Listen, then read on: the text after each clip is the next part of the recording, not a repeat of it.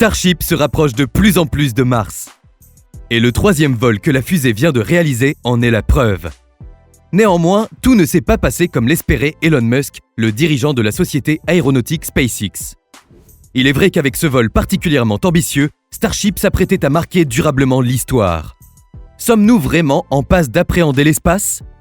C'est en tout cas le principal objectif de l'homme d'affaires. Mais qu'a donc ce vol de si spécial ?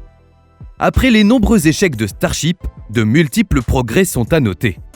Ainsi, ce décollage était extrêmement attendu.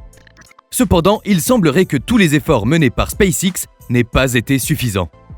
La colonisation de Mars ne paraît plus aussi évidente. Le projet d'Elon Musk est-il réalisable ? Pouvons-nous vivre sur Mars ? Cette option ne fait pas forcément l'unanimité. Pour beaucoup, l'obsession du milliardaire serait un symptôme de sa folie. Le lanceur Starship peut-il vraiment coloniser Mars ? Avec ce troisième vol, Starship avait pour ambition de marquer l'histoire. Mais tout ne s'est pas déroulé comme l'avaient prévu Elon Musk et ses équipes. Avant toute chose, il est important de comprendre au mieux les objectifs de cette fusée géante. En effet, la colonisation de Mars n'est pas la seule mission envisagée pour Starship. Le lanceur devrait notamment servir aux prochaines missions lunaires dans le cadre du programme Artemis. Il devrait aussi permettre de consolider la constellation Starlink. En outre, Starship peut déposer plus de 100 tonnes de charge utile en orbite basse, ce qui équivaut à 400 satellites par vol. Ainsi, il a la capacité de remplacer le Falcon 9. Cependant, le véritable avantage de l'engin vient du fait qu'il soit entièrement réutilisable. Le premier étage, surnommé Super Heavy, doit normalement revenir sur la piste de lui-même après le décollage. Son rôle est simple, il doit servir de booster afin de permettre au deuxième étage de s'envoler. Propulsé par 33 moteurs Raptor, il contient 4 réservoirs différents permettant d'assurer la poussée au décollage, tout comme le retour sur Terre. Néanmoins, le poids de la fusée peut être un véritable handicap. Considérée comme le plus grand engin du monde, elle pèse environ 5000 tonnes une fois chargée avec un diamètre de 9 mètres pour une hauteur totale de 121 mètres. Quant au deuxième étage, il redescend à la manière d'une navette spatiale, presque à l'horizontale. Par la suite, il est censé se redresser lors de la phase finale de l'atterrissage. Cependant, SpaceX souhaite rendre l'accès à l'espace accessible à tous. C'est très certainement grâce à la NASA que tout ceci sera rendu possible. Il est vrai que l'Agence fédérale du programme spatial civil des États-Unis soutient beaucoup le projet en investissant énormément. Au total, 3 milliards de dollars auraient été investis entre 2014 et 2023 pour la Starship. Seulement au cours de l'année 2023, il est question de 2 milliards de dollars. Des sommes astronomiques qui prouvent l'importance du projet. Malgré un retard significatif de développement, SpaceX a réalisé le troisième vol de son immense lanceur Starship. L'entreprise était donc attendue au tournant. Il est vrai que la NASA trépigne d'impatience. Il faut donc impérativement boucler cette première phase de tests suborbitaux afin de pouvoir aborder la suite du développement. Et la route est encore longue pour SpaceX, d'autant plus que ce dernier vol n'est pas une franche réussite. Par la suite, l'engin va devoir prouver sa capacité à s'insérer en orbite terrestre basse et à y effectuer diverses manœuvres. Enfin, il faudra passer à la phase la plus délicate du projet, la récupération du booster Super Heavy et du Starship en lui-même. Cette fois-ci, le colosse devrait terminer sa course dans l'océan Indien après environ 65 minutes de vol. Cette trajectoire modifiée avait pour objectif de permettre à l'entreprise d'effectuer 3 tests supplémentaires en plus de ses objectifs primaires. Une belle démonstration de la polyvalence de Starship. Mais SpaceX a-t-elle été trop ambitieuse ? Est-ce vraiment possible de conquérir l'espace ? Rien n'est moins sûr. Certes, la plus imposante fusée du monde a été choisie par l'agence spatiale américaine pour concevoir un atterrissage lunaire, mais un nouveau report du programme n'est pas à exclure.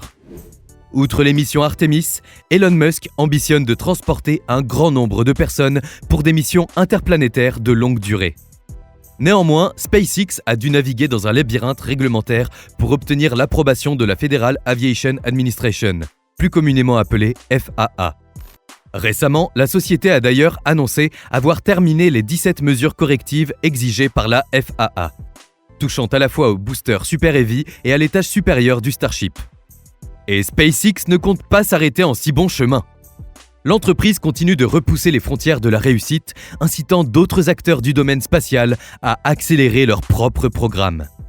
Sommes-nous à l'aube d'une nouvelle ère dans l'exploration humaine de l'espace ? Comme vous l'avez très certainement compris, ce vol revêtait une importance cruciale dans le développement de Starship. Afin d'améliorer la robustesse, les performances et l'efficacité de ce puissant véhicule spatial, SpaceX a apporté plusieurs modifications et améliorations à la fusée. Bien que certains composants aient été supprimés et d'autres retravaillés, l'architecture globale du lanceur est restée inchangée. Cependant, SpaceX reste dans un objectif d'amélioration constante de l'engin. En effet, les installations au sol sont désormais beaucoup plus puissantes et plus résistantes. Le reste des installations a de nouveau été renforcé, tandis que les équipements ont été testés maintes et maintes fois. Après l'échec des 2 précédents vols du Starship, ce vol était particulièrement attendu. Effectivement, le premier engin a été détruit suite à une perte de contrôle, tandis que le deuxième a explosé en plein vol. Les spécialistes du domaine misaient même énormément sur cette nouvelle mission signée SpaceX, espérant de nombreux autres vols de l'engin au cours de l'année. Il est vrai que Starship est une fusée porteuse d'espoir et de grandes ambitions. Comme beaucoup, vous avez très certainement dû suivre en direct live sur le compte X de SpaceX ce 3e décollage. C'est à 14h25, heure française, que le vaisseau a pris son envol depuis la base spatiale de SpaceX à Boca Chica, dans l'extrême sud du Texas. Cette fois-ci, le vol d'essai s'est soldé par la perte du vaisseau au moment de son retour vers la Terre. Pourtant, l'entreprise américaine s'est félicitée d'avoir rempli de nouveaux objectifs. En effet, les 2 étages se sont séparés avec succès quelques minutes après le décollage. Super Heavy devait ensuite retomber en douceur dans le golfe du Mexique, mais cette manœuvre n'a pas été complètement réussie. Cela n'a pas empêché le vaisseau de continuer sa course pendant plus d'1 heure. Il a donc largement dépassé la frontière de l'espace en atteignant les 200 km d'altitude. En outre, plus de 3 millions de personnes ont pu observer l'engin s'illuminer dans un plasma orange sous l'effet de la chaleur provoquée par la friction, alors qu'il entrait dans l'atmosphère terrestre. Mais la phase la plus importante de ce vol reste le transfert de carburant. Cette fonction est essentielle, car pour atteindre la Lune, Starship devra se ravitailler en carburant une fois dans l'espace. SpaceX revendique donc une technique de développement par itération. Elle repose sur des tests successifs, enchaînés à une cadence très rapide, peu importe leur issue. Chaque test permet à la société de progresser. Que serait SpaceX sans son dirigeant ? Le but d'Elon Musk sur le long terme est simple. Construire des bases extraplanétaires permettant d'assurer la survie du genre humain. Le projet d'Elon Musk est-il réalisable ? Rendre l'espèce humaine multiplanétaire est le rêve de l'homme d'affaires. Il a pour but de la sauver en établissant une colonie sur Mars. Pouvons-nous réellement vivre sur la planète rouge ? Certes, il s'agit de la planète qui ressemble le plus à la Terre. Mais n'est-elle pas hostile à l'humanité ? Avec un air composé à 96% de CO2, Mars est irrespirable pour les humains. Il faudrait donc modifier ses aspects géologiques et climatiques afin de la rendre habitable. De plus, en raison des radiations cosmiques, le risque pour les futurs astronautes de développer diverses formes de cancer augmenterait de 5%. Or, la NASA fixe à 3% le seuil maximum acceptable. D'un autre côté, il est question d'énergie durable, essentielle à notre survie. L'énergie solaire semble être la possibilité la plus probable au vu de la proximité de Mars avec le Soleil. Mais il n'est pas envisageable d'installer des panneaux photovoltaïques. La poussière martienne compromettrait leur bonne utilisation. L'éolien n'est pas davantage une option, car l'atmosphère est 100 fois moindre que sur la Terre. Et pour le moment, il n'est pas question d'y installer des centrales nucléaires. Qu'en est-il de notre santé mentale et physique ? Sur Mars, la gravité est 3 fois moins importante que sur la Terre. Une exposition prolongée à une gravité réduite pourrait avoir un impact sur la densité osseuse, la masse musculaire, le système immunitaire et le bien-être mental. Pour l'instant, la Terre reste donc la seule planète habitable du système solaire. Pourtant, Elon Musk ne perd pas espoir et compte bien réaliser ses rêves. Mais Starship est souvent au cœur de nombreuses polémiques. En effet, le lanceur ne respecterait pas certaines normes environnementales. Par exemple, lors de son 2e vol d'essai, la fusée a littéralement explosé en plein vol. Très rapidement, les ONG environnementales se sont révoltées face aux dégâts inédits provoqués par l'accident. Mais cela n'a pas empêché Elon Musk d'avancer dans ce projet très contesté. D'autres estiment aussi qu'Elon Musk serait en train de devenir fou. Sortie en décembre dernier, la biographie de l'homme d'affaires, rédigée par Walter Isaacson, va notamment dans ce sens. Elle dépeint un individu complexe, obsédé par la conquête de l'espace, aux méthodes de gestion brutales et dépourvues d'empathie. Souffrant d'un syndrome d'Asperger, il serait également sujet à des oscillations émotionnelles imprévisibles. Mais ce n'est pas tout. Elon Musk serait aussi un grand consommateur de drogue. Une enquête du Wall Street Journal mentionne d'ailleurs les inquiétudes des cadres de Tesla ou de SpaceX concernant les éventuelles consommations de drogue du milliardaire. Ces pratiques influenceraient son comportement et certaines de ses décisions.